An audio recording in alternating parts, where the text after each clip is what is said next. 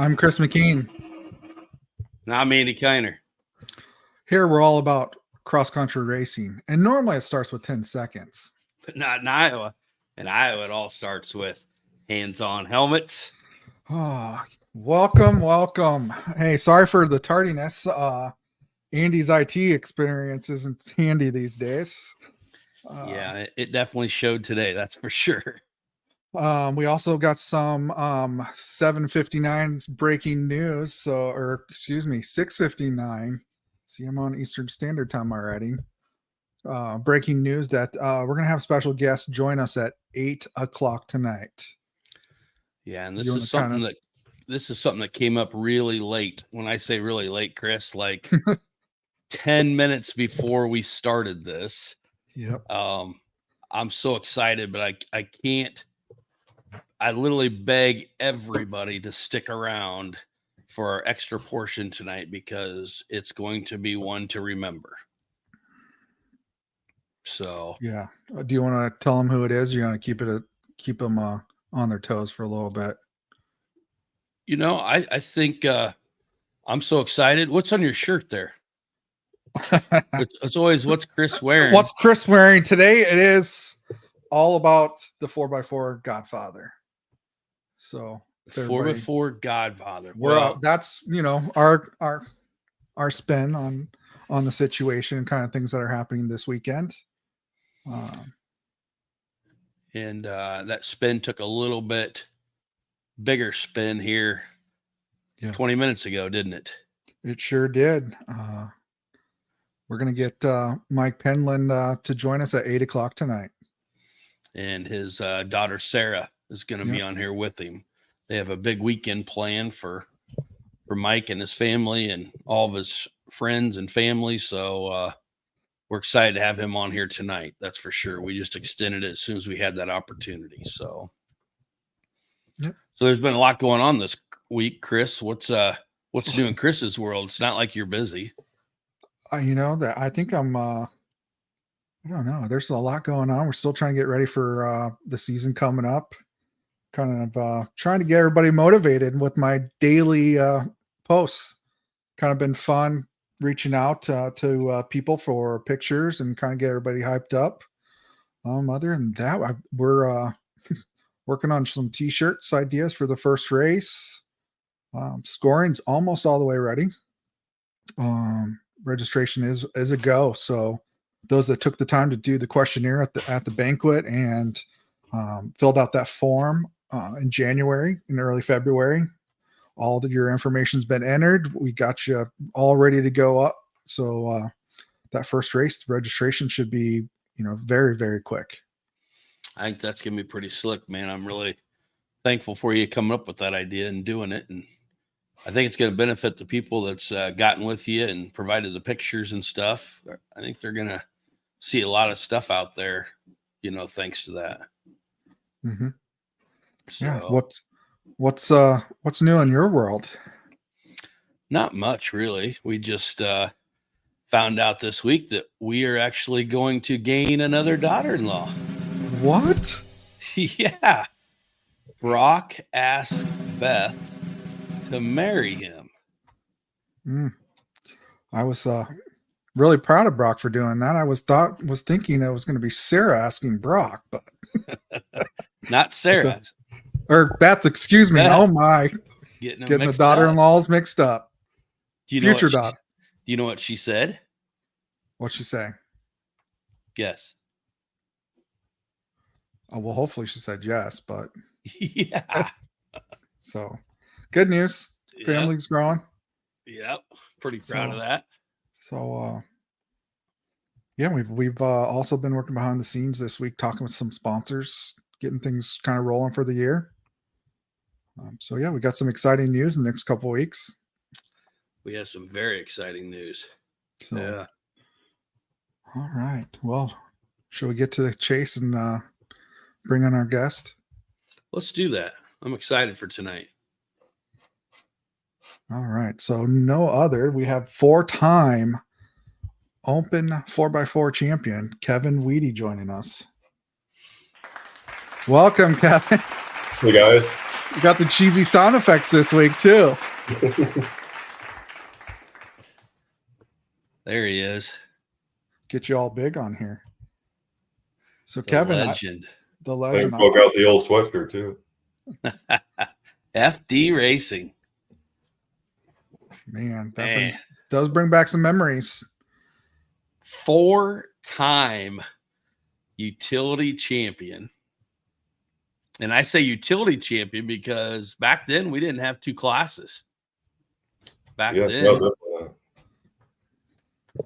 I think when I stopped, it was still only just 1 class. And when I got hurt in 2012, I think. Yeah. We're getting a little delay there, I think, aren't we? A little bit. Kevin, I think you might need to open up your door again. You were slower than me right there, Kevin. That's pretty bad. I guess we could have asked him to move his mouse in circles like the other night. Circles, yeah. So I get big on the screen again. Yeah. So Kevin, back then, only 1 class, and we were looking at some of the pictures the other night talking about this, and man, there was 15, 20 utilities on the line back then. Yeah, I don't. Yeah, and you guys just wanted to race each other. It wasn't a thing about a trophy or nothing. You guys, it just seemed like you wanted to see who was the fastest. You weren't running for nobody. You were running to everybody. Yep. Yeah, that was a pretty tight little group. Everybody kind of knew each other for the most part, or at least we knew probably 2/3 of the guys. And yeah, there were several races. I remember it was Montezuma on the motocross track when we lined up across there. And I mean, I still have pictures of that, and it was amazing for utilities how wide the line was at some of those races and stuff in 1 class. And that was a lot of prairies back in that day. Yeah, very impressive. So tell us a little bit, tell us when you got started and kind of walk us through that, when you got started and how you got started. Yeah, I've kind of always been in the utility thing where we're doing a lot of construction. So we rode in the winter a lot with utilities. And then must have been like 05. I think I ran into, I don't think I knew Jason Mickelson prior, but I ran into him at like a ATV rodeo thing up somewhere between like Boone and Perry. They were doing one up that way, I believe.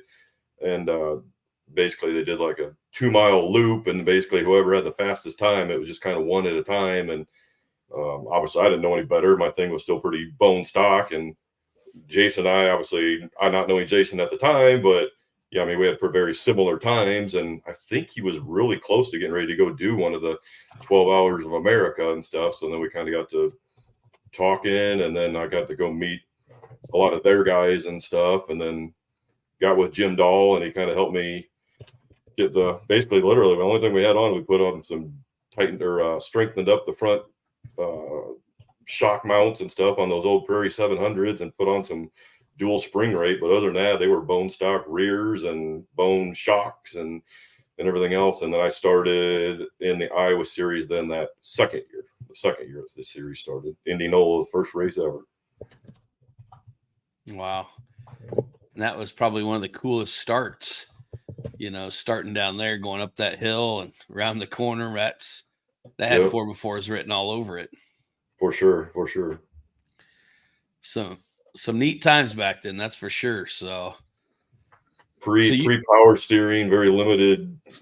Actually, my brother-in-law still has mine, and if I go, and my dad has one still. So if I go ride them, and it's just amazing how much the technology has changed now. Pre-power steering, and just, I mean, the power was great then, but compared to what the machines have now, it's pretty crazy what the technology's changed in 18 years, I guess. Oh boy, yeah. Just in that short time that you guys started with the prairies, obviously it was dominated by it, but with the was it the brute force that came out, and the Can-Ams and even the Polarises, they changed like overnight, it seemed like. Yeah, they had a brute force straight axle. It was just a little bit different not much different than the Prairie, than the plastic. And then they came out with a 750 independent rear that I think Jason raced one at one time for Ryan Jimenez's group out of Hubbard at that time. And but yeah, and then the Can-Am started coming out. I remember at one of the 12 hours, we were still on prairies when the guys started bringing out the Can-Ams at that point. And that was still pre-power steering when they first came out. And I think I bought one, like a 1-year-old from Swift. And I think I raced that in like 09 was, I think, my first year on a Can-Am. What got you to switch? Just it was still pre-power steering, but just the suspension and obviously seeing kind of when we were racing against them, what those machines' capability, obviously independent rear suspension and all that versus the straight axles and stuff of what we'd always been running with our Prairie 700s. We're all just straight axles and literally bone stock, spring shocks, throwing some flex bars and exhaust and then just the dual rates. And other than that, it was just kind of beefing them up, but there was nothing internal, or they were pretty much bone stock suspension other than the dual rates. Huh. A lot of suspension and power obviously was a lot better. There were 800s at that time. The power and suspension were probably the two biggest keys to wanting to get on one.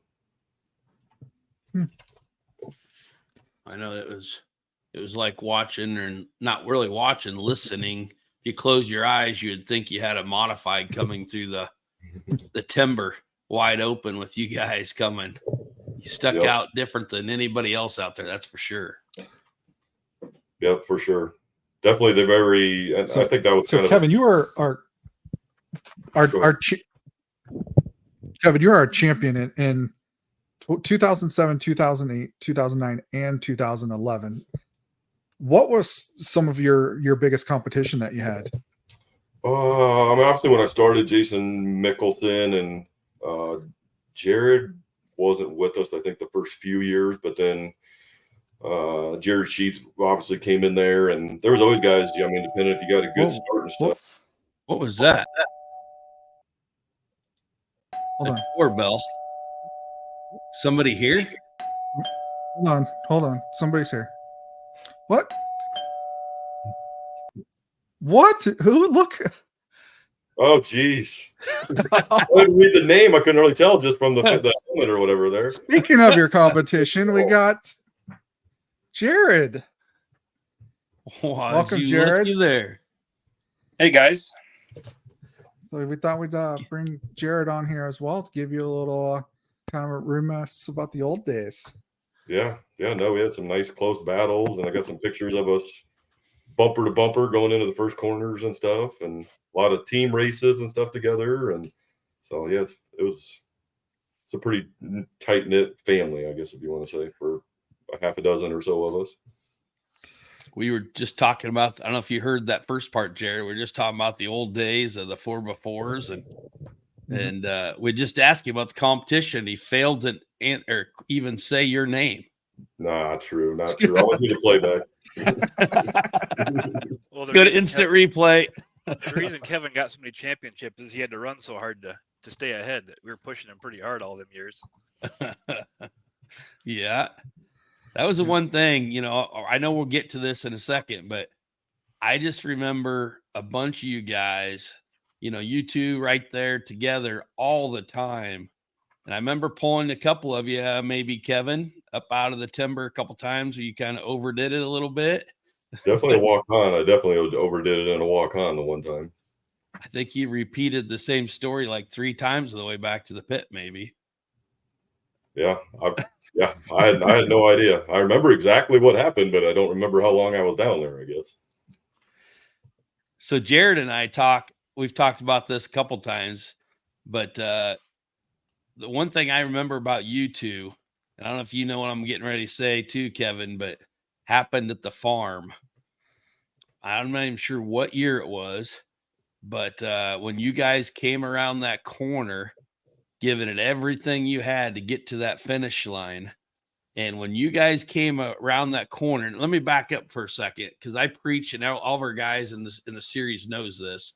When people ask me about being a pro or, earning respect, it's being able to trust the people that you're racing with, and being able just to throw it in the corner, not worry about it, knowing that, we're both going to race as hard as can, but we're going to race clean, and I can trust that guy in front of me or behind me. And that's like the one thing that pops in my head every time I say that is that you two coming around that corner, and you walked me through it, Jared. I know you and I have talked about this, but you walked me through that corner where I was standing when you guys scared the crap out of me. Oh, well, just that whole last lap was so intense, and we were giggling in our helmets because you were just cutting the track everywhere to watch the action unfold that whole last lap. But that second to last corner, I had him all set up. It was going to be the definition shake and bake, slingshot and gauge, and I had the momentum. I was going to take the outside corner and just let her rail, and someone come out of their pit right in front of Kevin, and he had to jump out right in front of me to avoid a collision. And I had so much momentum, we banged and we hooked, and our bumpers hooked together, and he drugged me across the finish line right behind him.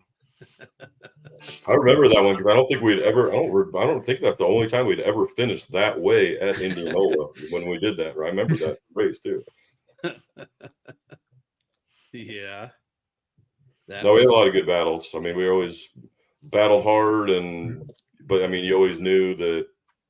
Yeah, I mean, we might be side by side, but if he's got the inside, I mean, I'm going to give it up because it's just. I mean, we never had to worry about. We'd battle and bang, but we never had to worry about somebody doing the other dirty or anything like that. Right. So, Kevin, you were, referencing back to your FD Racing team hoodie there. If I remember right, Jared was one of the original members, correct? You and Jason, right, with the series. Kevin, you came on a little bit later. Is that correct?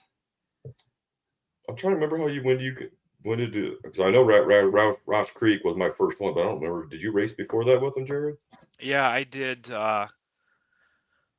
We had all kind of met, and we really bonded that first year in 04 when the series started. So I think it was halfway through that very first year, I dumped my sport quad and I got onto a prairie for the last half of that season because they wanted me to kind of train on one, and get ready for 12-hour that year. And that was the last year. It was at Fort Dodge on the east side of the river there. And yeah, that was, huge for us that, the legend Mike Penland was there. And that was the first time we were able to upset the factory Kawasaki team, when it was just a lot of emotions and a big thing at that one that really kind of, put the FD Racing name out there in the world, that we were there, So who else besides you two were on that team? So on that year, it was myself and Jason Mickelson and Alex Gronbach back then. Was it this guy here? Oh, geez, got everybody. What up? Who let him in?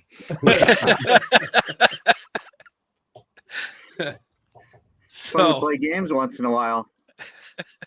This was funny because we were playing tricks on Kevin the other night when we were talking, and Kevin had no idea anybody else was coming on. No.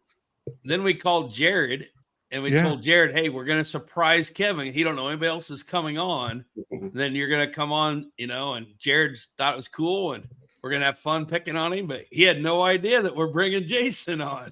No, nice. Yay, JP! You see my sweatshirt, Jason? I did. I was like, I'd go put mine on, except my daughter's got it. So we thought we'd bring back the old team again. So FD Racing. A lot of years. Oh man, that's an oldie. That's the Prairie 650, I think, wasn't it? Could be. It was the old one. Is that Mount Pleasant? That is correct. I don't know what year. I took a guess with the John Deere tractor up front. Only Mount Pleasant has the John Deere's. So, Chris, you and I can go take a break here and let these guys talk. Well, yeah. Well, if we really think about it, you three were very dominant early on. Jason, you were the two-time champion, 2005, 2006. Jared, actually, it went from after Jason. Kevin kind of took over the reins.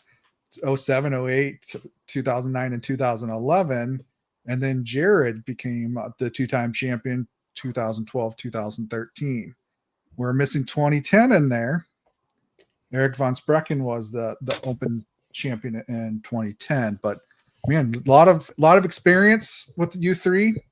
I know you guys have some good stories. I know there's probably an Indianola 2006 story, I believe, dealing with some sport quads. I've heard it from two of you now, so I know it's one that you guys like to talk about. So you guys want to go ahead and mention it? I don't know if anybody else will remember that when we Oh, were yeah. doing that, Jason.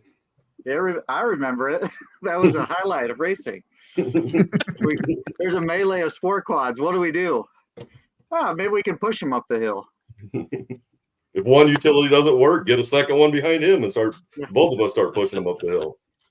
We just had to explain the rules, as I recall.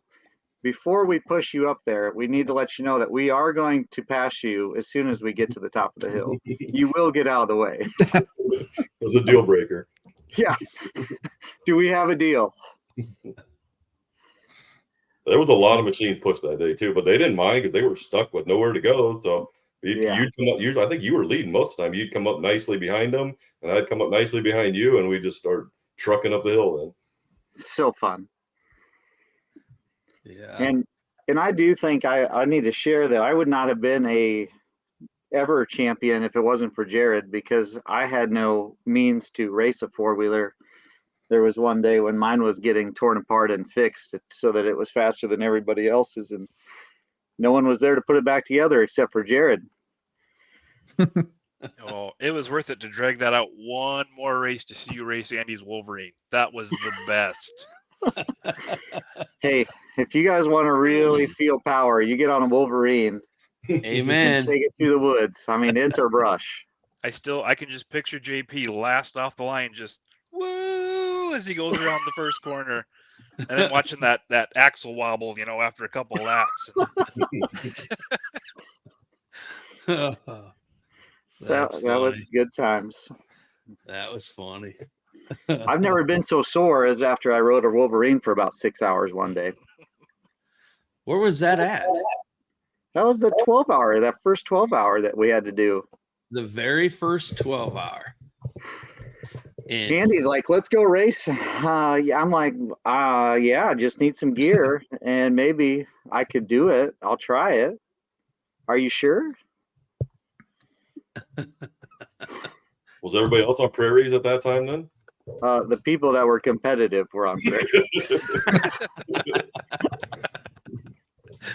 hey, now. All of a sudden at night, it'd light up like daylight behind you. Like, oh, here comes the prairie again. Yep. You knew when Penland was coming, that was for sure. I remember there was hand guards. Right? Just patented Himongo hand guards. Yeah. Dumbo ears. Those big Pias out front. Yep. But we were competitive. We got second. Yep. We beat the factory Yamaha team. Yeah. I mean, the Wolverine was dependable. Yeah. And it's not like we were saying second when there's only two. I think there was 5 teams. I think you're right. I think there was 5 teams that, we were up against the factory Yamaha team and a factory Cowie team with Mike Penland. I'm not sure if you heard, as Mike's going to be on tonight. So looking forward to having Mike on here. Mike's coming on? Mike's coming on at 8 o'clock. We're going to have a special thing with Mike and his daughter, Sarah. Oh, cool. So, yeah. So you guys, I know Jason and I was on that first 12-hour. And then how many of them races did you guys race after that? You guys did the one on the east side of the river when you won, and then I joined at Roush Creek where we won, and then we went down to Dallas and should have won at Miller Brothers, but had a little tether issue that cost us a lot of time in the dark. And then you guys teamed up for a couple 10 hours too, didn't you? It seems like more than one. I mean, I know Jared and I did a bunch. I'm trying to remember how many we did with you in the Heartland Challenges, Jason. I did one Heartland at Carlisle. That was the really cold one. Was that the real? That had to have been the really cold one. The first one was the snow one, wasn't it? Or sleet. Oh, yeah. Snow. I still haven't warmed up. It was actually like the perfect for a rider once you Yeah. got done. Once you got done going down the straightaway, it was perfect from there on out. You guys remember the awards afterwards when everybody got warm? Not, I shouldn't say warm, but starting to get some heat in that tent, and looked around. Everybody was passing out on the ground, falling asleep and everything. And that was funny. Still one of my favorite things from night riding, the memories of going through the woods as fast as you can, and all you can see is what your headlights show you. Don't worry about anything else. Yeah. Speaking of night riding, Kevin should tell the story about the gorilla since he witnessed that in Texas. Yep. Yeah, there was a lot went on in Texas. Well, I don't remember. Was it Miller Brothers? Was it their dad that was out running around in a gorilla suit in the woods? And I didn't even know it was out there. And I'm flying around the timber, and I come around the corner, and a freaking gorilla crawls out from behind the tree in the dark. I'm pretty sure it was pitch black at that time. I think, but Yep. it scared the freaking crap out of me. And I think it was about 5 minutes later, I clipped the tree on the back end and bent the axle. We were running Jason's machine that whole race, and bent the axle, and we could go into it, but we had my quad there. They came in, and we had Colby and Dusty there, and they looked at it, and they're like, there's no way this will make it the rest of the race. So they're like, we'll go do one more lap. And we come back, and we had my quad there kind of as a spare, and I go to hop off, and like my quad's sitting on the ground, the axle's gone out of my quad in one lap. And we literally, between Colby and Dusty and all the people that helped, we changed that axle. We're back on the track. I could have swore I still remember it was 8 minutes. We were back going, and took an axle out and put an axle in. And we're back racing. Wow. It's NASCAR, baby. Well, you guys definitely, set the standards when it came to not just our series.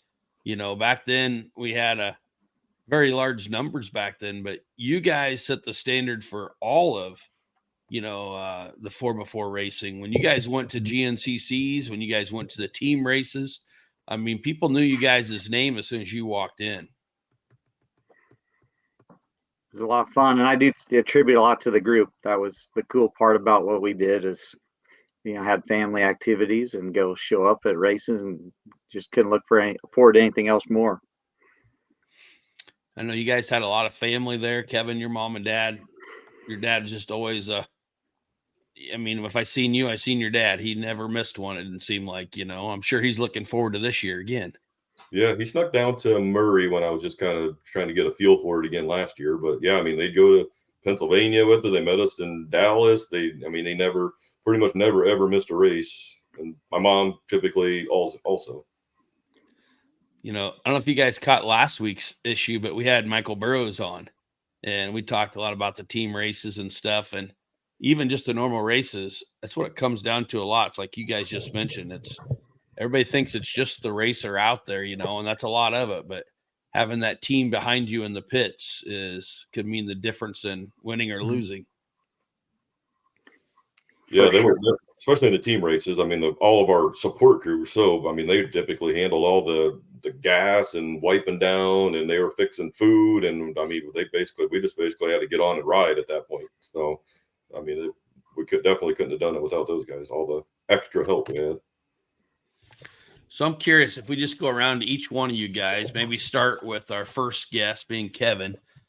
Tell us what was if you had to pick number one highlight, let's list like your favorite race and then something that happened during a race that you'll just never forget. Track wise, I'd just say Fort Dodge, just because I always had so much family there and stuff. But as far as I always really enjoyed Mount Pleasant.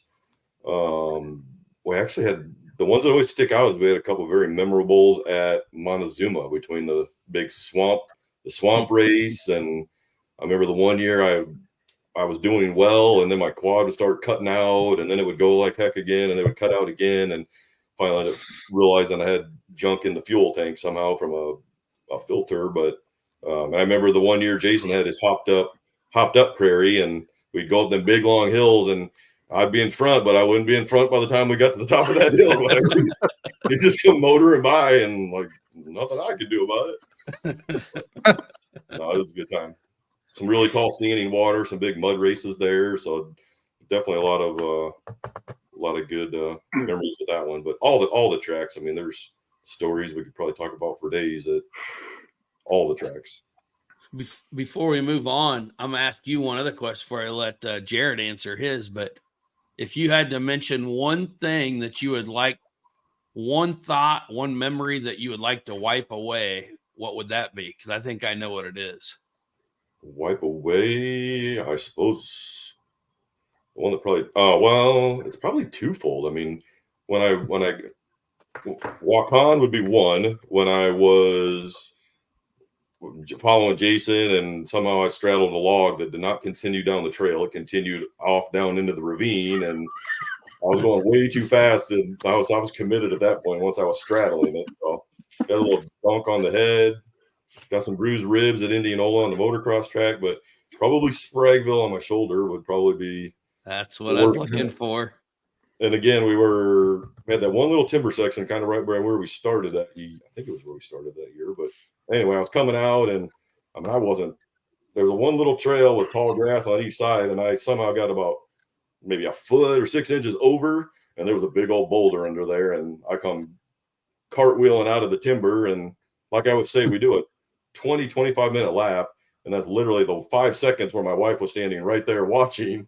And she wasn't even at every race, but she was standing right there and watched that whole entire thing. And yeah, the quad kind of chased me in the ground and got up and couldn't move my arm or whatever. And the guys, I think Chris Sprouse threw the machine off me. And I know you and I think Danny Graber were there pretty quick and start peeling my gear off, and my shoulder popped back into place. And I remember saying, I'm like, I feel fine now. I'm good. So I threw my crap back on and still had, yeah, that must have been quite a ways into the race, because I know I ended up winning, so it probably was only a few minutes transpired during all that time, I think. Yeah, I just remember seeing you rolling and looking up, and unfortunately your wife was right there. I thought, oh no. I didn't know you actually saw it. I figured you got radioed. I didn't know you had actually seen it too. Yeah, you just came out like I was just right there. Kind of behind, I guess, your view of things, but I could see the whole thing. So I'm pretty sure when it stopped, it was still laying on top of me. I'm pretty sure I was under it. Yeah. So Jared, what was your favorite track? Oh, favorite race ever, or just favorite track to attend? Either, both. You know, I always had a soft spot for walk on. You know, I like that terrain, and it was just you wake up in the morning, you see that fog in the valley, and the smell of the race fuel in the morning. That one just hit right. You know, every time we went there. You know, and then, man, every race has such good memories. It's hard to pick one. You know, it's some of the best ones. It wasn't because I won; it was just the battles we had. It's hard for me to pick one, honestly. Yeah. What was your? So you don't. Is there one thing that happened that just will never escape your mind? You know, one of the uglier ones I had that was kind of scary for me is we were doing a Heartland, and we were on the prairies. Actually, I think it was on Kevin's machine. Oh yeah, pretty sure that was mine. We just made a pass on I think it was second. Yeah, we're getting back up there. You know, we were pretty excited. I just didn't have enough brakes on what's that big one you guys call Skunk Holler or something like that. And I went Tree Hill, something like that. Yeah, it's Deep Gorge is what I called it. I just remember using all the brake, and it just wasn't enough, and the quad caught, and I went over the bars, and I landed on my knees. But as I looked behind me, here comes the seat, and just pummeled me, and that quad went rolling, 20 feet down into a ravine. And it's like, I just threw it all away right there, and bruised my ribs up, and we finally got it out of there and back to the pits, and we took our turns and popped the wheel back into place and kept running that quad. Like, all right, you ready to go again? Yeah, I taped up the chest a little bit. Sure as shoot, that darn quad flopped me on the same side again on them ribs. And I was so sore for that about 3 weeks there. That was just awful. So how about you, Mr. Mickelson? I'm with everybody. Between Ford Dodge and Indianola are my favorites. Walk On was great, but I think some of the MX stuff where we had some jumps and got to play like we were a sport quad for a little bit. That was pretty fun. Yeah. And I mean, the Ford Dodge, their little tabletop they had in the early years, I know we had to do away with that, but I don't know how far you could sail a prairie, but it was a long ways. You guys were launching it. Speaking of the motocross stuff, I'll never forget this one. We were doing the Roush Creek 12-hour, and it had that massive motocross section, and we were just having a blast with it. And there was this one particular, it was actually a big double jump, and we had Jason's Prairie that had that big motor in it, and I was clearing that thing, and it felt amazing. And at the time, Michael Swift was there on his Prairie. He was his first year racing, and I passed him in the air. Like, he rolled it, and I just went right over his head. And I still remember this because he comes back into the pits, and he was a few pits down. He comes walking over to me. He goes, man, you're crazy. I got kids. I don't know how you're doing that stuff, And then the next year he gets on a Can-Am and, makes it his job and just whoops us after that, But that moment was that was awesome. We got to see him in Texas one of their first races that they ever ran, and it was like early. What was that? Was that just a GNCC we did 2 hours? Oh, that race, yeah, that kicked our butts, and we flattened tires, and we blistered our hands, and then we soaked them in iodine that night. Did a 6-hour the next day in Greensville, Texas. Oh yeah. But I mean, that was the coolest experience to see. We show up, and who's that guy with the green prairie, and what are these guys doing? And like, I don't know anybody, but then for him to go on and become such a big deal, it was pretty cool to see. And Penland was down there too that year, and I had a pretty fantastic battle with him, following him through the woods. I still see his eyes when he was sure I was going to kill him. I was in control, I'm sure of it, but he's like, no! Hopefully he's forgotten it, but I'll always remember. But really, all those guys at all the team races we did, like, everybody really got along. They would all like help each other for the most part before with any little tips and tricks. There wasn't really any animosity or secrets. I mean, Swift and Beasley and Trantham and Zukowski and Rath and all those guys, like, just everybody really seemed to get along good. That's what I've noticed about our sport. It's really cool. I mean, your biggest competition could come up to you during the race, have an issue, and your crew or whatever, is going to be jumping in to give him one of your wheels and tires if they needed it, to just get people going. It's a part of our sport that if you don't get the opportunity to see that, you're missing out on everything. Yeah. But if I had to wipe away one thing, Andy, it has to do with Eiley. We were at Indianola, and the year before you had them all run around by the parking lot, little easy course. And then year 2, well, Eiley could do that. And so she hadn't ridden enough, and you guys take off on the parade lap and disappear. And I'm like, uh-oh, where'd they go? So we start walking back in the woods because she never comes back. And all of a sudden she came over the hill as fast as that little DRR would go. I'm like, this isn't good because now we're going downhill as fast as it'll go. And I tried to grab her, and she hit a tree real hard. And I'm like, oh no, I almost had Father of the Year award. Oh no. So I'd wipe that one away, but she's okay. Does she still remember it? Not like I do. It was crazy. Speaking of a story, you guys remember the in Texas when we're down there doing a team race, the bleachers? I was telling Andy about the bleachers, and I told him, we had not seen the night before. Somebody tried to go up it on a utility and like burn the belt and wasn't even close to making it. We hadn't seen anybody go over it, but it was a huge savings. It was a big time savings to take that way, and nobody's going over it. I don't know if you both raced, and I was third, but I remember coming around and everybody's waving at the pit as I go by, and I get down to the option, and you're standing down there like in the middle of the track and pointing me towards the option lane. I'm like, we haven't seen anybody go over this friggin' thing. Like, what are you talking about? Like, and it was steep, and you couldn't go that fast because it was really steep down the backside too. You can do it. Yeah, I think my dad claims, he's like, you're like, well, we saw somebody do it. He's like, well, I'm going to do it next time I'm on. And he's like, well, you just will go make Kevin do it too then or whatever. And So I mean, again, it's one of those, once you see somebody do it, it's not that big of a deal. But when you've never seen somebody go up it, and I've done a lot of big hills and stuff, but just you kind of had to bounce up the bleachers, poles, and not go too fast, because it was super steep down the backside. But that was still probably the biggest pucker factor I've ever had, just because I'd never seen anybody go over that sucker when I went to go over it. So I think you got a picture of that, don't you, Chris, of that bleachers? No, Oh, I got a thought couple pictures. you did. Let's go through some of these. I got some 12-hour. Look at those kids. nice. Look at those. What? Look a little young there. A few years ago. Oh, wow. Yeah. Very young. Still, see, it's probably the same hoodie Kevin's got wearing. It's in that picture, right? My daughter stole mine. We got it. I can see that was Texas. I can see the sign back there.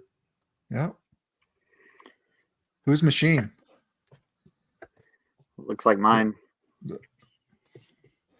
Oh, let's see some other goodies. I got some. This is a good one. So this one's actually a live one, right? I think. Oh, isn't that cute? You guys put your names on there. I think that was Albia, and I believe it was Missy Theed standing on a hay bale or something. They're right, or hiding behind a hay bale. If for some reason, I have that in my memory. Yep. You guys are racing for a whole shot right here. Yeah. Yep. Live still. And I'm sure neither one of us had even a care in the world or whatever. We're not remotely worried about anything there. Yeah. Let's see here. Got a couple other ones here we found. I think the top left would be Beaconsfield, I'm pretty sure. Yeah. Boy. A little moisture in that one, wasn't there? Some good battles. Look at that. Yeah. Very close battles. Seemed like you two were always, Jared and Kevin were together quite a bit. Pushing each other, right? Yep. Never got to play on one of those cool machines.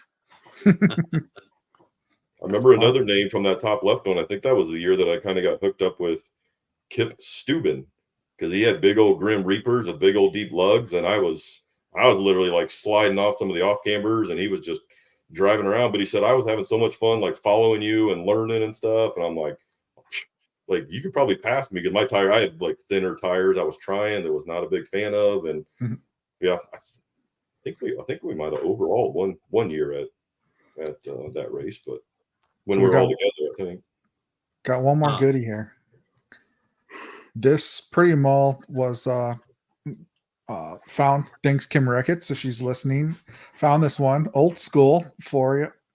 Pretty much sums up the whole 4x4. I mean, a lot of names are in this picture right here. Look at how Jared looks pretty young here.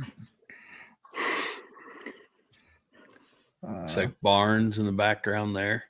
Barnes, yeah. I think that's Von Sprecken in the orange, isn't it? I think so. I see a little bit of sprinkle on his chin there. Kevin, your dad's here in the white shirt. So, yeah, lots. See another gentleman there that hard to see there right behind your dad. We just lost that gentleman. And Mark right there. I'm not sure who he's talking to, but yeah, a lot of history there. Yeah, a lot of history in that one. So let's go and the first picture I brought up here. You guys want to talk about this trophy? I know that every year at the banquet gets brought out, another name gets added. What's the history behind it? So I know Dan Llewellyn had started it, and you can't tell from this picture, but it actually has a lid that opens up. And back when he started it, everybody still did pictures. And so kind of the cool thing was each year, I don't remember for sure what year he started it. I don't know if you ever had seen that one, Jason, or I think it was after that. After, yeah. But yeah, so then I know I had thrown in some pictures in there, but obviously with phones and everything else, I doubt there's much newer pictures in there. But he literally, it starts on the left side. I think there's 4 on the left with Alex, and then Jason's 2 years, and then I'm 1 on the left, and then the whole front.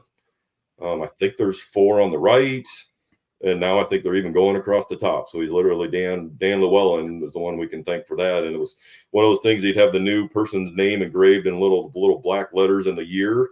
And then the thing was is that whoever won it got to keep it for the full year until the next year's winner then would get it.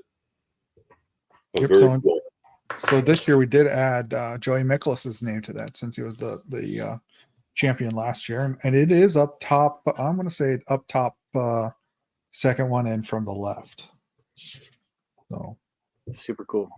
I know he had thought about stop doing it just because it was getting so full, and I'm like, man, that thing. Yeah, I mean, for the guys that were old school and stuff, like it's just so much nostalgia there. I mean, it's just maybe it means a lot more to the old school guys than the new school guys, I guess, but. Hopefully there's some good pictures still inside that thing. Well, in another 15 years, it will be something. Well, nameplates on the bottom, then underneath it. Maybe we'll have to build a second tier. So Call Dan. So leading up to looks this, like a prairie. Looks like a prairie picture too. Yeah. Leading up here, 2024 race season. Like both Jared and Kevin here are going to come back and race the open utility class. So we talked a little bit with Jason yesterday, seeing if Jason had a machine to come back and reunite the OGs here. But we're going to have to work on him a little bit more. It was shot down pretty hard after we talked. He might be the smart one. I think we could probably find the old Wolvie, right, and dust it off a little bit. Ooh, Don't tell me. Oh, that might have just finished his no answer right there. Oh, good. Oh shoot, that was fun though. Wow, just we could go on for this for another 2 or 3 hours, I think, with just all the memories and stuff that you guys have created for all of us out there on the track. And let me ask you guys one other question, because I think of you guys, some of these racers we talked to last week and stuff, when they come by, it's just like they're coming. We talked to Burroughs about his brakes. You couldn't identify him by a motor or anything. It was always his brakes squealing because he went through a set of brakes every race, And but you guys would come by and you guys could be a quarter mile back in the timber. And it's like, I seen this, no joke, so many times where people that be out there watching and stuff would take a step back or stop and you wouldn't hear a word. It's not like, just a conversation stopped, because it literally sounded like a modified or a late model coming through the timber, And I don't know how many times I heard older gentlemen, seemed like, saying, I'd never heard a utility sound like that before, Just the fun stuff. But was there anybody that you guys, when they came up on you, whether it was one of your guys or a sport quad, was there anybody that you just knew who it was by the sound of that getting closer and closer? I definitely remember the brakes. I wouldn't have 100% said it was Burroughs, but I mean, the goal was to not, typically later on when we got to start farther up, to not get lapped. So hopefully it was only like a couple at that time, but I definitely remember the brakes coming. And I mean, if they give you a little heads up and bounce it, because obviously ours are pretty loud. So if they pull the clutch in and bounce it off the rev limiter a little bit when they were not even close, but give you a heads up. And usually we tried to be pretty good about getting out of the way, but I don't think that was probably much in Jason's days or whatever. I'm trying to think when we went to one group, but obviously we never really hardly got past at all. Yeah, we didn't during the morning, but that was a real deal in those early 12 hours. I remember that. Like all of the pros would come behind you and be like popping that clutch and like, no, like, oh my gosh, just couldn't get over fast enough and try not to get killed. But again, those things were so loud and fun. I didn't hear a lot behind us. Yeah, now, Jared, you're a little different, because we were talking the other night about you, and I'm not going to lie, I was making fun of you. But during your stock days, I told him about how many texts and how many phone calls I get Now, can we have piggybacks if they're rebuildable? The rule says such and such, but can we talk about a guy that was trying to push the envelope every bit he can, So you were in that sport, Did you notice? Do you have any memories of guys that just said they're coming, I'm getting out of the way type thing? I think you're muted. Oh, yeah, I think Uh-oh. we lost his audio. I think I offended him when I said I used to make fun of him. There you go. Ooh. Now can you hear us? Oh, no. Are we going to tell him that we're just making fun of him and we can really hear him? Or I think so. Can't hear you still. I've seen guys like this just aren't technically savvy, for this. And we have to reach out and help them. Oh,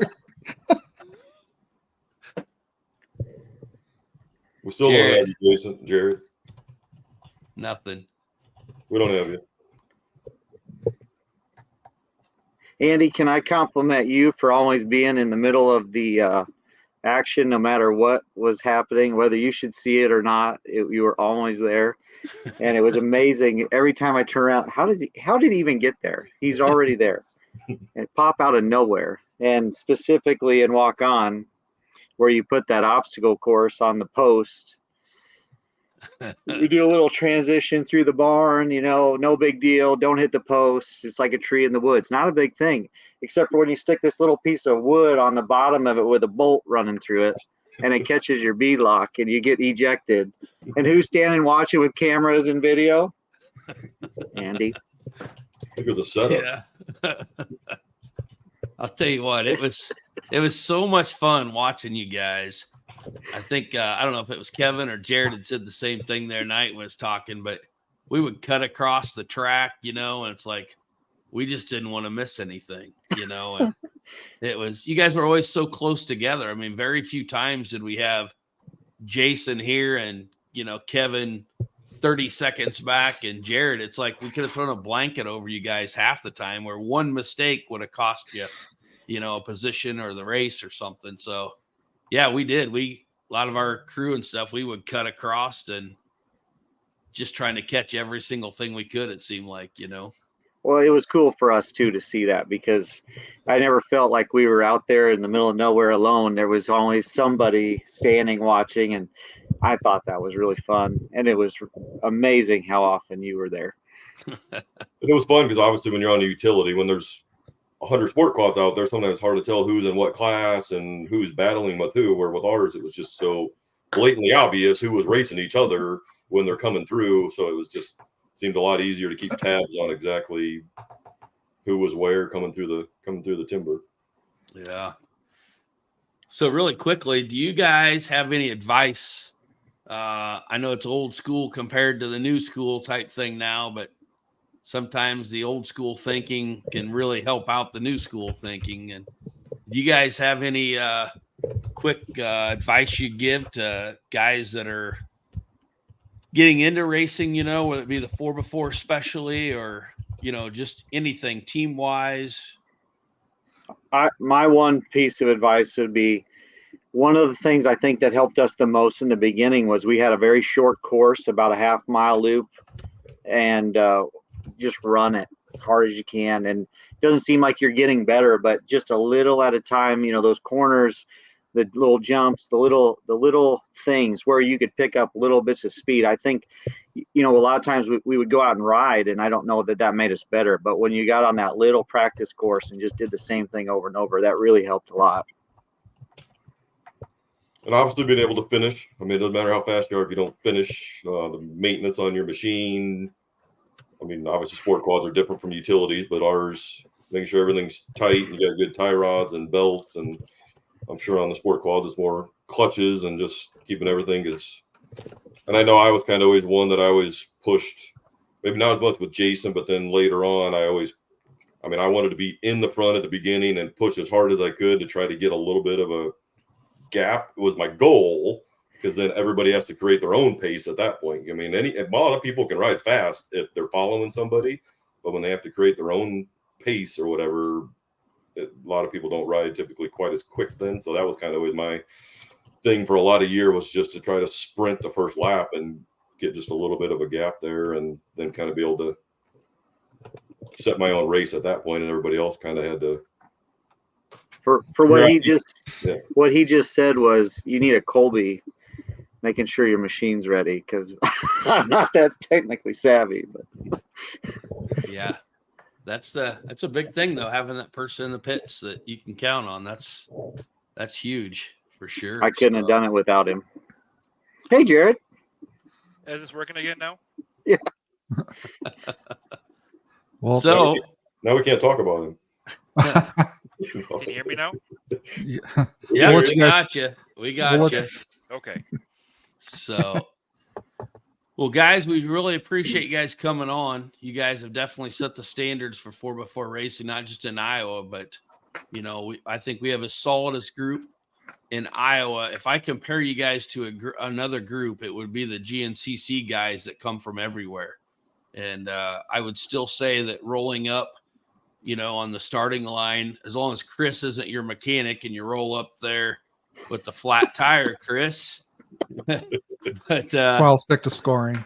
watching you guys roll up to a line, whether it be a GNCC, I don't think anybody ever counted you guys out, and it was something they had to deal with every time they rolled up on you, whether it was a local or national or team race, especially. So we want to thank you guys for everything that you've done for the 4x4 scene. And I think today, even, I don't know if you guys know it, but we just added another class. So we're at 3 classes now. Kind of interested to see how that's going to go. But that growth has a lot to do with how it started. And you guys, 15, I'd say 20 deep there at points, set the standards. And, and I would be excited to see it ever get back to where it was when you guys were there. So I personally thank you guys for everything you guys have done for our sport. Well, and I want to thank you for putting on a great series. This doesn't happen without you. So good job. Yeah, definitely thank you, because I mean, we wouldn't have had any success without having a series. And I know wherever we were traveling, we were always associated with the series, basically. Yep.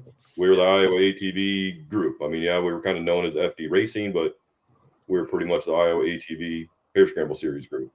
And that was kind of the coolest part, is we could travel for competition, but we soon realized some of our toughest competition was right here at home, and we didn't have to travel to go find that. That's cool. Well, I know I appreciate you guys saying thanks, but with Chris, has been with us from the very beginning, and all the crew members that we have that's been out there, not just now, but in the past, it's moved on, and, life takes over, just like with you guys, and every single person that we've had on our side of the playing field, as far as behind the scenes, has made this thing possible. And just thank you guys, man. We really appreciate everything. We have another special guest that we're going to bring on here shortly. I hope you guys can watch this, because having Mr. Mike Pinland and his daughter Sarah on is something special that we got you 3 on. And then here we come, and we got the legend, the Godfather coming on. So we're excited for this one too. So thank you guys very much. I know Jason, we're going to be talking about you and getting you back on here. Some exciting news that we can't wait to share with everybody. Next week, so make sure you change that hoodie. All right, thank you guys. Thank you. Thank you. Appreciate it. All right, we are ready. So without further ado, let's bring on. Welcome, Sarah. And Hi. Mike. You have to tilt this phone, Daddy, so they can see your face. We're looking at the ceiling.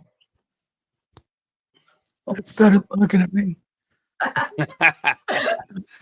There he is. There's the signature mustache and beard. Yeah. And hat. Oh, forgot that. Yeah. Always have to have the hat. How we doing, Mike?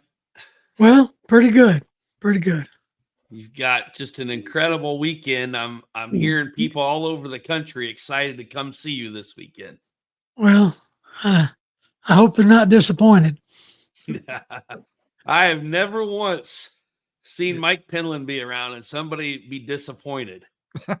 Well, I hope it's true.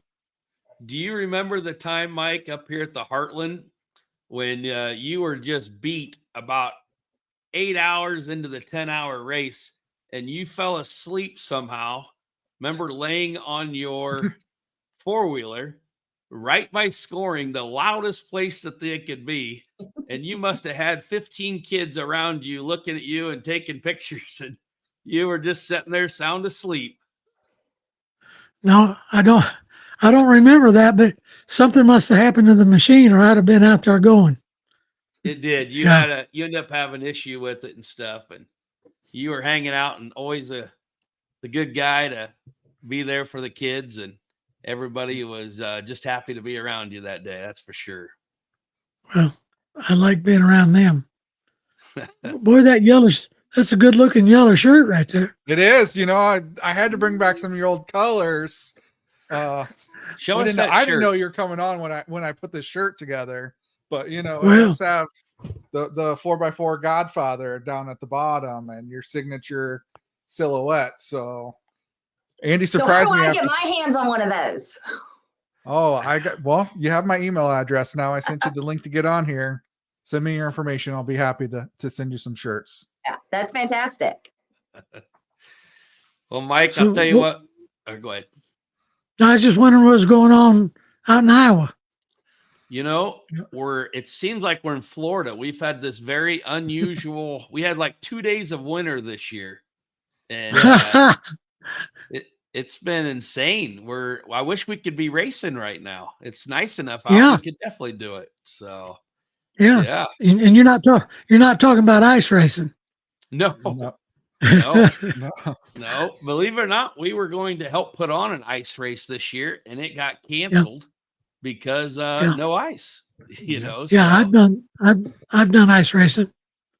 I would be better off to ask you what you haven't done than what you have done, Mike.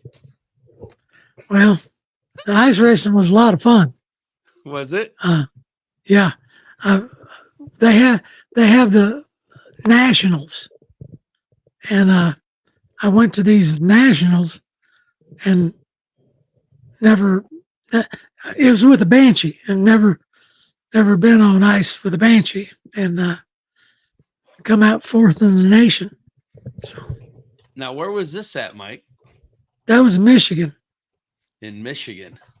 One year they do it in Michigan, and the next year they do it in New York, back and forth.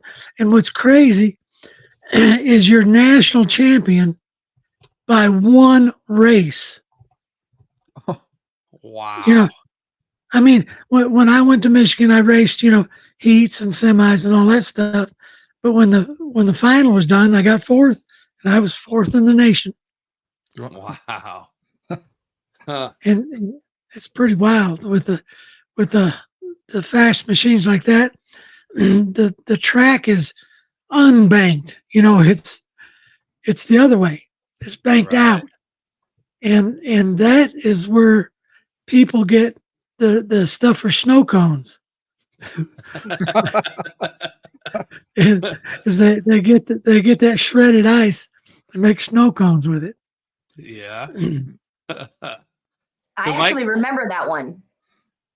When he was practicing for it, I was on the back of it, and I remember going around, and we were going so fast, like I was small. And I remember like my butt's lifting off the seat, and I'm just like digging into him, holding on as he goes around. And all I'm seeing are like those spikes on the tires.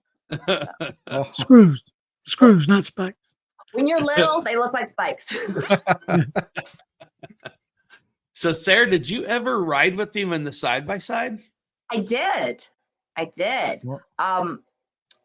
think in the very first race, the Ironman on there, and it was a doozy. We realized how short I was after we started the race. So on those, we didn't realize before that because I'm so short, going off, my feet wouldn't reach the bottom once I'm strapped into the harness. So my feet are just dangling, and there was about a good 1.5 inches on that. So I mean, I'm just like a rag doll the whole time, just going through it. But it was awesome. It was amazing. You know, you're scared to death, but then it stops and you're like, okay, let's do it again. So no one else I would ride co-pilot with than him. Because yeah, I trust him implicitly with my life, but he's the only one. I made a thing that fit the floorboard. Is made out of, I think, 1 2x4 4x4 and some little short pieces of 2x4s, and you put it in the floor forward in the floor against the firewall or whatever you want to call it, and you put your feet against it, and you can push as hard back against the back of the seat as you want to, so you stay in place. Yeah, that's probably a big thing there, isn't it? Yeah. Have a little bit of Well, back pressure on you. It was. Yeah. Yeah. Yeah. And we actually won. I did co-pilot with him on several ones. I think it was the Max's General, I think, that we won that one. I have the photos of us up on the stage in the side-by-side. Very cool. Yeah, it's a lot of fun. That's got to be priceless, isn't it? Winning a race with your daughter in there with you. Absolutely. Wouldn't take nothing for it. Yeah. Wouldn't want anybody else riding. I'd rather have her as anybody. Yeah. So what else is going on in Iowa? Well, what are we, 30 days from our first race coming up here? So oh wow, I think everybody's getting amped up and getting kind of excited yeah. for it.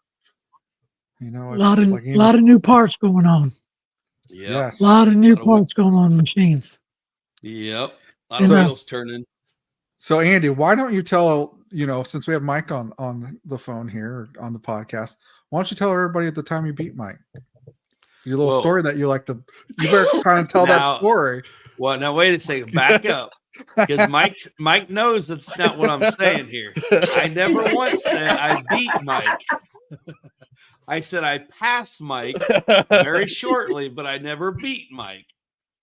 Mike, I don't know if you probably don't remember this, but still to this day, at the very first 12 Hours of America at Fort Dodge, okay, you were on your green prairie, and I got some pictures. I don't know if we have them up, but we were on a Yamaha Wolverine. Okay. And one of the gentlemen, is that a 350? Exactly. Yep. Okay. So it was kind of like taking a knife to a gunfight when I had to race Mike Penland on that prairie. We were just talking about you a minute ago about people that we could.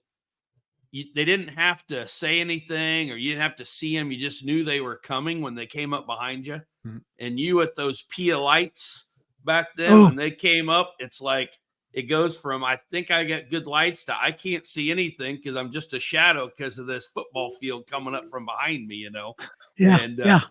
But earlier in the day, we were down below. It's kind of like the second tier down. And I believe that you had something.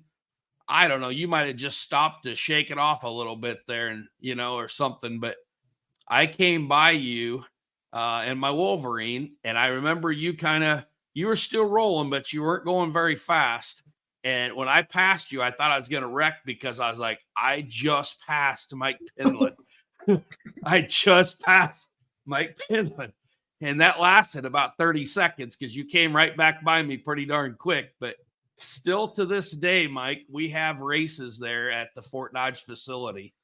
Yeah. And every time that we're setting that track up, all of my guys can tell you they hear that story every time because when we come by there, I'm like, you guys know where we're at? Yep. This is where you pass Mike Penland.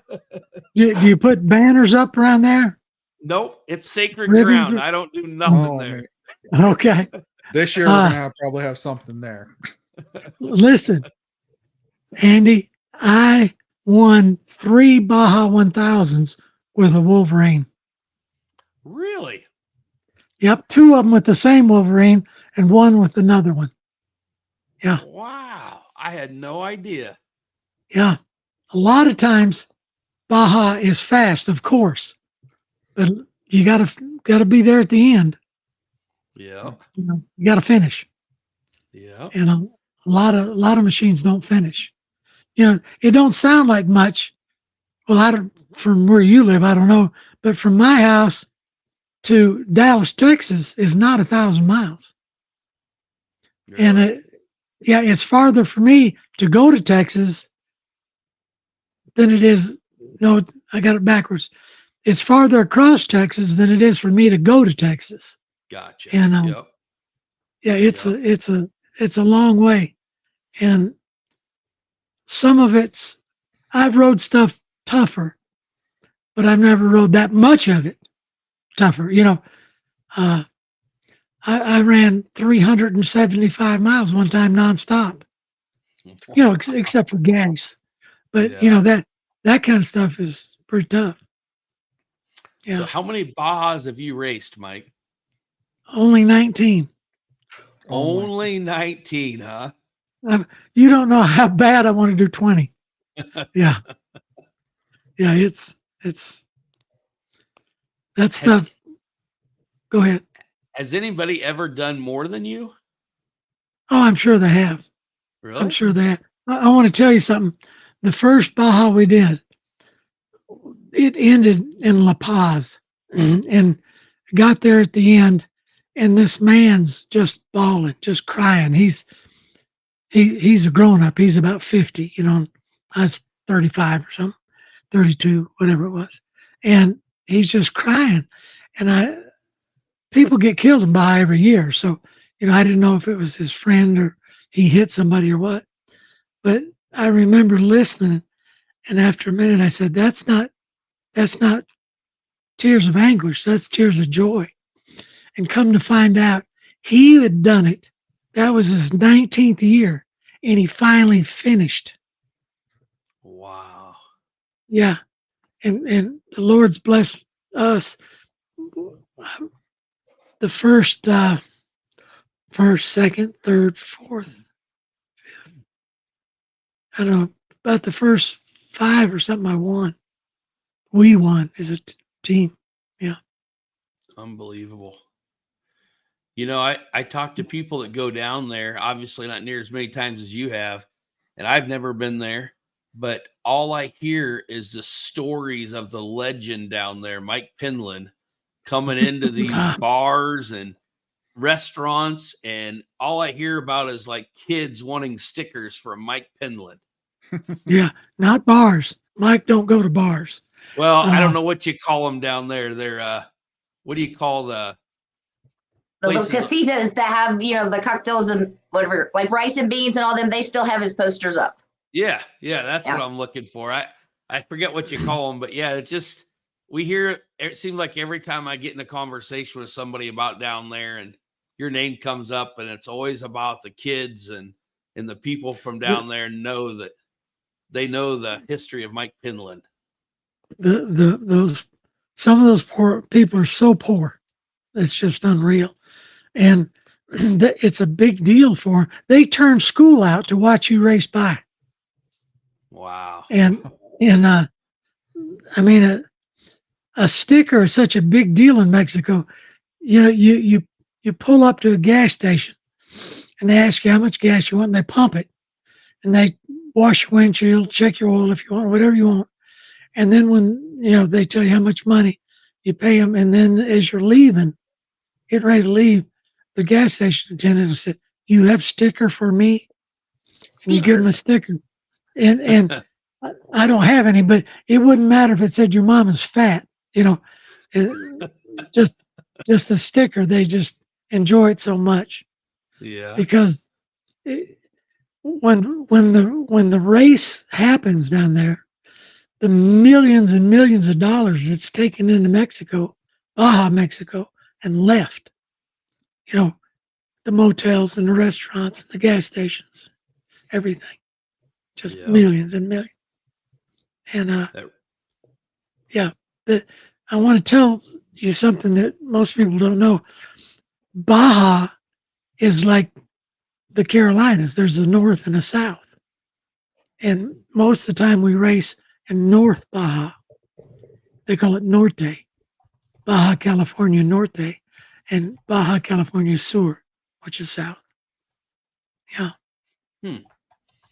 Wow. And the people are so nice. If you've got a certain wristband on, they think you walk on water. Yeah. Wow. Yeah, And it's like really something. contingency row is like, I've talked to people about it. You really can't put into words what it is until you're there. When you say an ocean of people, it really is an ocean of people, as far as the eye can see, crammed in there like sardines, and they just want to see and touch it. And down in Mexico, it's much healthier. They don't have regular sugar. Like you go to bakeries and pastry shops, whatever, they look like yummy, sweet donuts, but they're not. It's all sweet with like honey and agave. So American candy is like crack. So many times we'll pack an entire bag that's just candy, which, by the way, the airport will flag that for GSR if you take an entire suitcase of candy. I'm like, really? But we will. And I mean, driving through on the back of the bike, going through contingency or whatever, I mean, they just flock because they know, and they just reach out, stickers, in like a parade. We're just passing out stickers and throwing candy, and they see you and they follow you and they chase all around through. And what's amazing about Dad is just walking around the town beforehand, Senior Pinland, they'll come, and want to talk to him and see him. But out in the desert, they know him, and like he can have a little issue. It's like they just appear out of nowhere, out of the darkness, and the sand, they just appear. They will help you. They'll help you get anything. They'll do anything, stickers. And it's just, it's incredible. It's really awesome. If people haven't gone, it's definitely something you should do at least once in your life. That is they say that there's 500,000 people come to the pre-race, the contingency row, whatever you want to call it. And I mean, you're just rubbing elbows. And, yeah. It's amazing just hearing the stories, what that race has to mean to those people.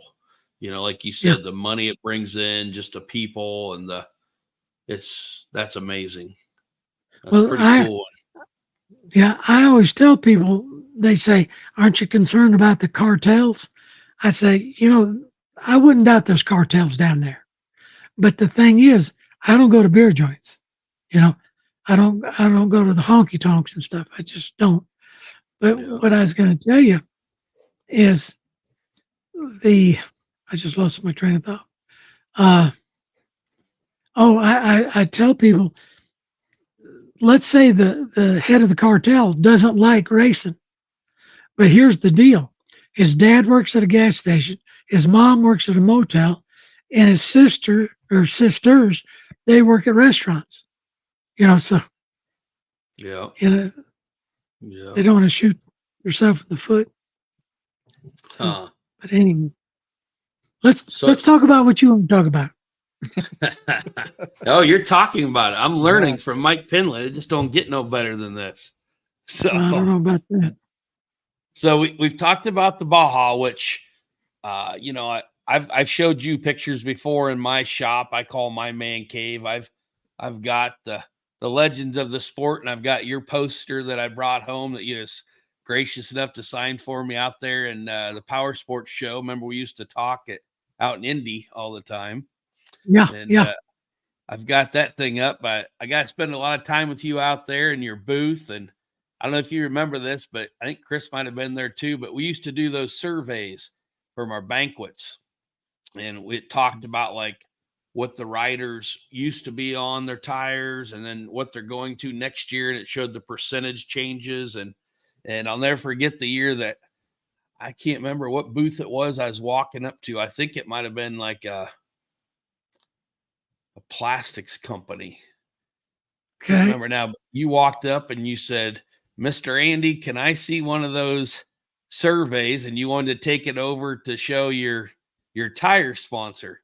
And so I walked over there, and I don't let people see those, only for our sponsors, but it was you. So I walked over there to your booth with you, and we talked about it with them for a while and showed them and stuff. I said, I can't leave one, but because you're affiliated with Mike Pinland, I came over to show you, but that was just one of one of the first times I actually got to spend time with Mike, and it's just always cool. I mean, I've always felt very gracious to be in the sport that we're in, because I Yeah. won't mention other sports necessarily, but there's a lot of other sports that you think your kids looking up to, and too many times we find out that maybe that's not the person that we want our kids looking up to, you know. Not at all. Not at Yeah. all.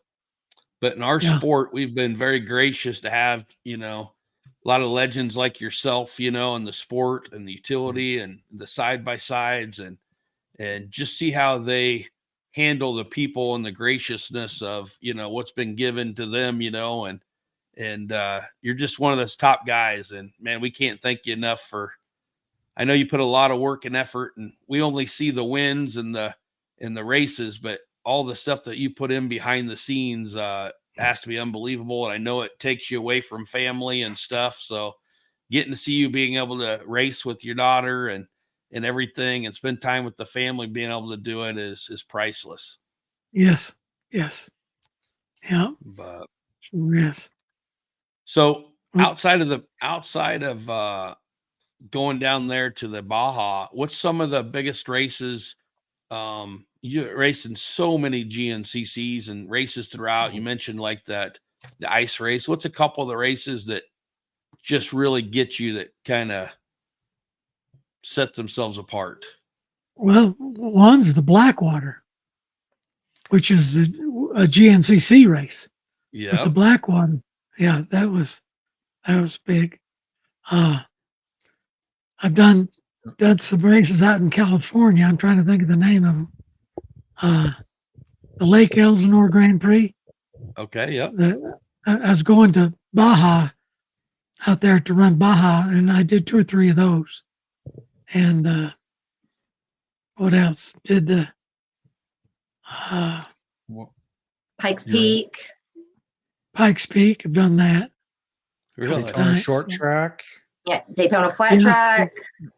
Yeah, I That- see. they had the short tracks were Daytona Speed Week.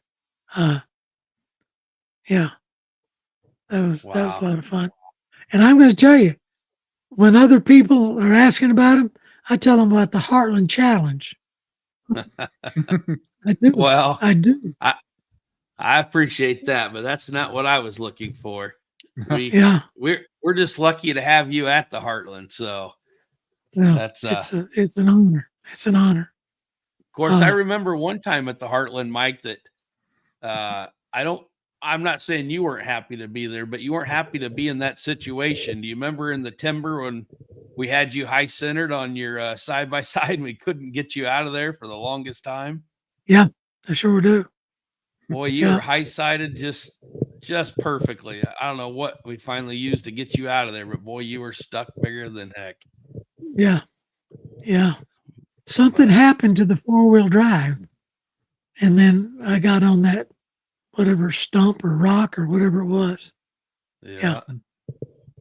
Yeah. Yeah. That stuff happens.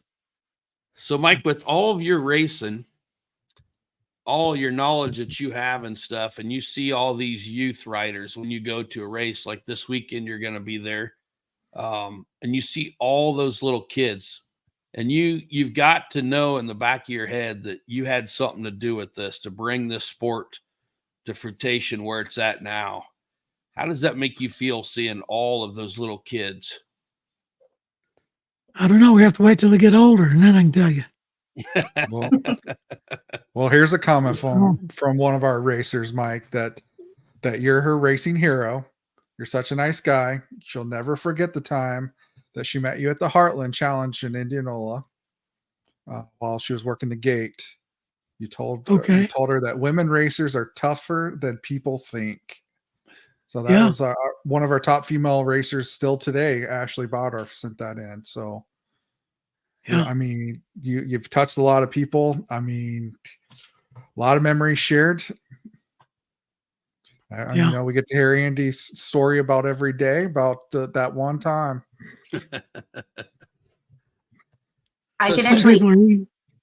Some people are easy impressed.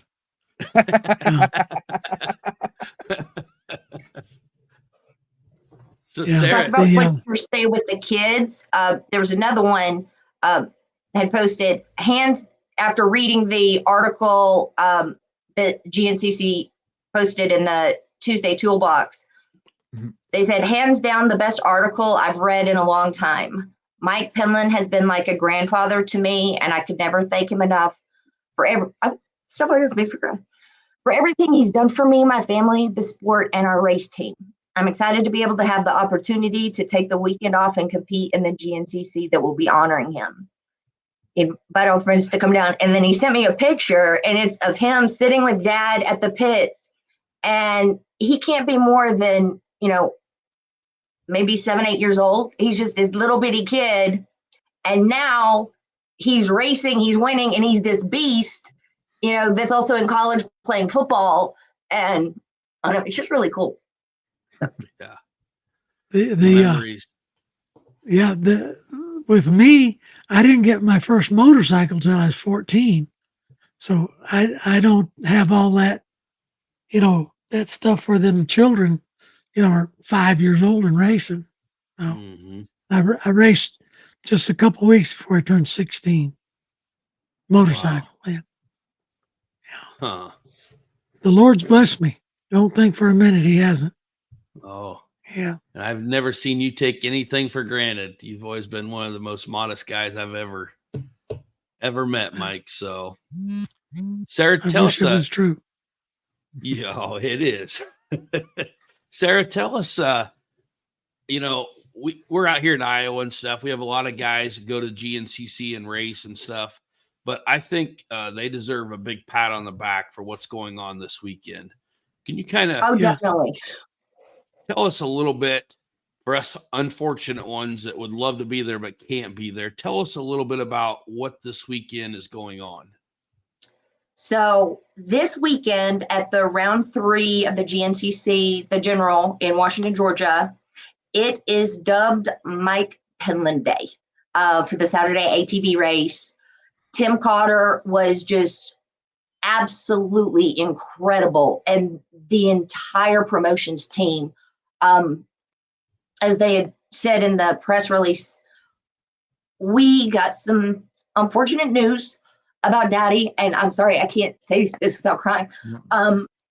As far as his health, and kind of knocks you off your feet for a minute, but then it's like, no, you know what? I'm just gonna do everything I can to remind him and everyone how big of a deal he was, because he is so modest and just downplays things all the time, but it's like, you understand what you've done. And so I reached out to Tim and I was like, Daddy hasn't raced, in a little while, he's had some trouble with his hand. And then this, I'm like, I want to celebrate him. And he was like, okay, what do you want to do? I said, what can we do? Obviously George is the closest, and he goes, okay, let me talk with the team and we'll be in touch. And he got my email and phone number. And next thing I know, he's copying me on this email with the team. And they just put this incredible thing together of honoring him, special. They have like the regular trophies that they'll give out, but they made a special Mike Penland trophy for on top of the original one for the 4x4 pro winners. Tuesday Toolbox talking to him, press releases. We're going to be set up in kind of like I call it the OG 4x4 quad squad that's going in there. We're bringing in his ATV, his side-by-side. We'll have photo ops. We've got big banners. We've got custom helmet stickers. Everyone, and just celebrating the incredible things that Daddy did, and how it helped change GNCC. He started back when Terry Smith and him were looking for a different option to do that. And like, I have pictures, and it was literally just regular Joe Blows pulling in their backyard bikes on a lawnmower trailer. They're racing in blue jeans and work boots and t-shirts, and a few may have had a jersey, but that was it. And then you just watch it over the years just morph into this credible thing. And kind of more of a corporate stance and the branding and, Dad with Maxis, they joined along with that. And you were talking about Blackwater, that ad that they did, that was a big turning point, and it just grew from this little seed, but Mike Penland planted that seed, and it's a really big deal to a lot of people. So we're very honored and so excited to be out there. It spread like wildfire. There's so many people reach out to me, hey, they're coming, they're doing that. Some people are even coming out of retirement to race because they want a shot at getting that Mike Penland trophy. So it's going to be an incredible weekend, and we are so excited. Like, I'm already loaded up. I was loading my car today. I'm like, I'm ready. So. Well, it's spreading, like you said, Sarah, all over the country. I know, Mike, Rick Valentine up here. Sure. Rick called me the other day and was telling me, hey, this is what's going to be happening. And I'm telling you, Rick is probably one of the busiest guys I know. He's got a restaurant, opened up a second one. Mike, he dropped everything and said, I got to figure out a way to get there. Yeah. Wow. Yeah. And I know he's there right now. He drove down and is going to be raised. Oh, he just sat right there.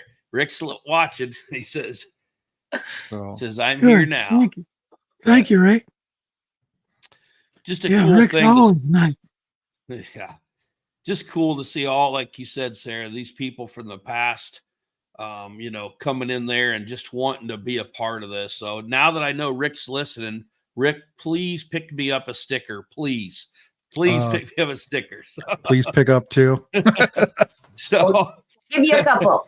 Put them in a bag for you.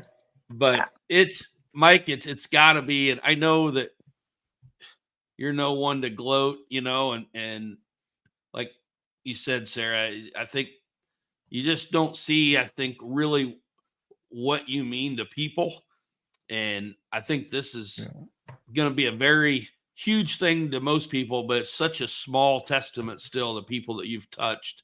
They're coming together this weekend, and it's just, I wish there's anything I could do to be there just to witness it. It's the attention that you deserve and everything that you've given to this sport. And I personally can't thank you enough. And I think it's just awesome to see what they're doing for you. Well, I am thankful. But I really am. So, Mike, we talk all the time. I look forward to Christmas and Thanksgiving to hear from my friend Mike Penland. And I look forward to it every year, and talking with Sarah and asking you guys to come on at this late time, tonight and before you got a big holiday. I thank you from the bottom of my heart. And I know you're a man of faith. And if you wouldn't mind, I'd just like to say a little prayer for you. And just thank you. So what I'd like to do,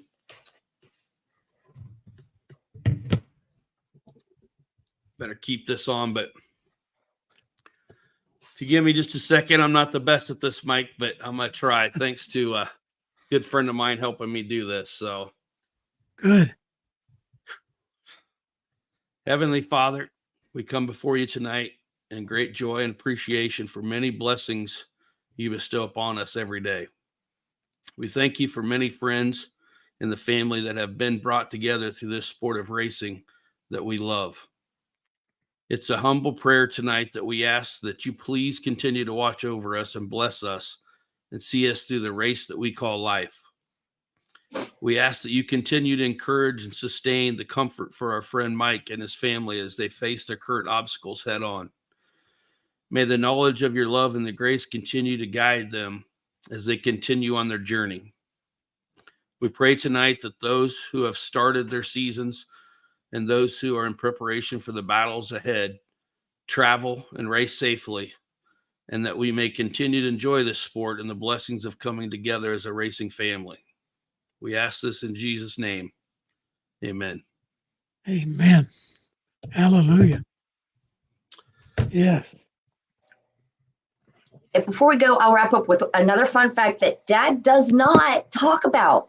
That's not on his resume.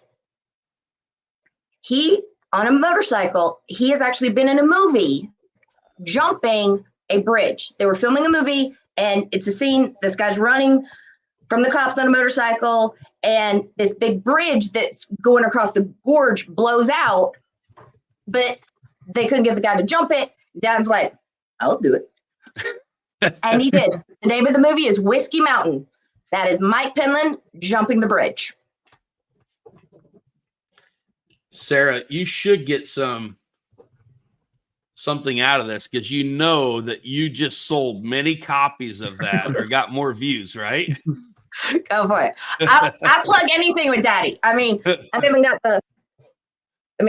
he's my person. Daddy daughter squad. Very cool. Yes.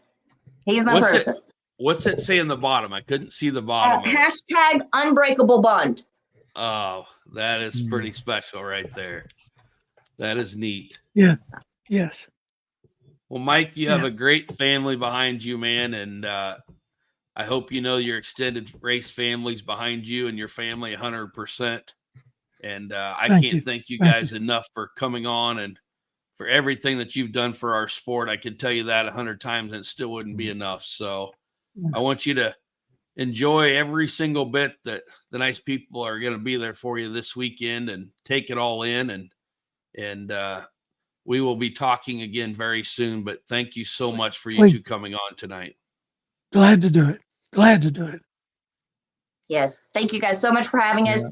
We'll be taking tons and tons of photos and posting them. I even have a friend of mine that's a photographer coming to follow around and just take pictures so that I'm not losing any part of the moment and that we capture every bit of it. So we're going to be flooding social media. That sounds good. Awesome. Well, I know there's a lot of people looking for that trophy this weekend. That's for sure. That's going to be the most prized thing. I think Walker Fowler and all them guys up front would be willing to trade that overall trophy in to get one of those that says Mike Penland. So I don't know about that. Oh, I guarantee you. Yeah. There's So only Mike, one. yeah, appreciate Chris, it, you thank you. guys. Chris, thank you. Yeah, thanks for coming on. Very short notice. Glad to. Sarah will be in touch. Yes, thank you guys Get so you some much. shirts. It was a pleasure to be here, and I will definitely make sure you get stickers. Sounds All good. right. Thank you. Thank you, guys. Take it all in. Thank you We'll guys see so ya. much. All right.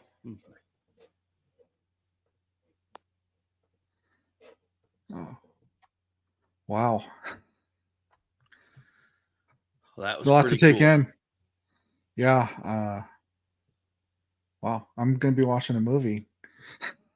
1977. Is that what you already looked it up, huh? I was going to flash a picture up here for him. It actually, on one of the images, it shows him jumping. So, yeah. I cannot wait to watch this. So, Well, it's been a long night, Chris. man, that was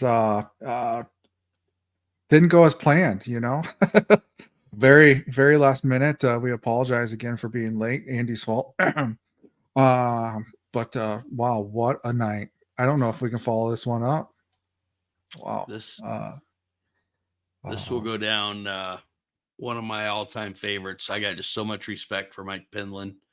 Yeah. And what a night it could happen on with having our 4x4 guys on and then get this opportunity. And I don't think people probably realize either that, being able to get with Sarah, 20 minutes before we went on air tonight, that was a quick thing. And just so cool what they're doing for her and Mike and stuff. And we're very lucky to have them on tonight. Yeah. Yeah. Do we thank them again? Next week, quickly here, we've got Jason Mickelson's going to join us again, talk about some sponsorships opportunities that we have for this year. Trying to get something going for that adult 90 class. So it's kind of been why I'm on all over Facebook asking, how many people are truly serious about it. Reach out to me, contact me if you're serious. I mean, I'm 100% behind this new mini series. I want to see it succeed. So we're looking for some sponsorship opportunities there. Jason's going to join us. Ty Loop is going to join us as well. So Chad Bodorf is going to be on representing Ty Loop and discussing kind of what they're going to do for this next year. And then we also have another special guest, as we haven't really talked about this much and not a lot of people know about it, but kind of a co-branding opportunity that we're stepping into. You want to kind of give everybody a short story, or Andy, short session here of what's going on? All the short jokes you can say, and that's what I get. Unbelievable. No, actually, Chris, I am real excited. So when we started doing this podcast, I say that all the time, like I'm so excited, everything, but there's so much neat stuff comes out of this when you really start breaking everything down and through the years and everything. And this next guest that we're going to have next weekend is going to surprise a lot of people, but I am so excited. Goes all the way back to my years, way before the series started. And, I met a guy that was like a second dad to me, and that broke down to his boy. And then now we're at his boy. So it's Jack Anderson's grandson. Jack Anderson, Fast Jack, drives the 7A sprint car at Knoxville. And I know Chris and we went down there several times last year, anytime we could that schedule would allow us. But I'm really looking forward to this because we're actually going to be doing some cross branding this year and cross promoting and stuff. And Jack's actually going to come on next week and talk to us about his program a little bit. And you're going to see some stuff throughout the year going on at Knoxville and stuff that we would like to be a part of. And Chris and I haven't got it all figured out yet, but we're going to have some fun stuff and get some get-togethers with racers and youth and go down and watch some races and cheer Jack on, and looking forward to it. Yeah. So, more to come. Was that short enough for you? That was pretty short. So, I got to say this. We don't do too many personal props here, giving props out, but I don't know what you have planned this weekend, Chris, but tomorrow morning we leave to go up to Cedar Rapids. My oldest boy, Brady, is the head coach for the Wartburg women's wrestling team. They qualified 3 gals. 3 of his ladies are wrestling in the nationals. They qualified for this weekend for Friday and Saturday. And man, we got to take a step away from racing just for a second. If it wasn't for that, we'd probably be down in Georgia right now, seeing Mike and all of our racers down there. But looking forward to supporting them guys. Wartburg, go Wartburg. So we'll see how that happens. I'll have it up on Flow on my lunch hour. And we have a lot of people. I seen you scrolling down there from the last race, but there's a lot of people going down there this week. I know I mentioned Rick Valentine going down just because of the Mike Pinland situation and being going down there to support them. So, and we have a lot of people that since the race was in Florida last week and Georgia this week, that they kind of stayed in that little area, whether it be doing other things, but they're going from one weekend to the next and going to take on Georgia. Yeah. And it's really cool because if you look through the results there, we have a lot of our guys, I would say almost more guys than we've ever had running up there in the afternoon class at GNCC. Yeah. And gals, but running in the afternoon there and finishing, there's 26th from, I think, Berg, 39th overall, a 50th overall from Vanderpool. Bradley Burroughs, 59th. That's crazy when you think about that. That's the top guys in the country all coming together there and doing real well. So we love seeing our guys go out there and compete against them and gals and doing well. So it's always exciting. Good luck to you, everybody, this weekend in Georgia. Yep. We'll have a recap next week. Yep. So, All right. Anything else before we sign off? No, I don't think so. I think that's good. I don't want to go too long. I want to keep it short. Oh, all right. Well, thanks everybody for sticking around. It was our pleasure, man. One for the record books. Thank you all.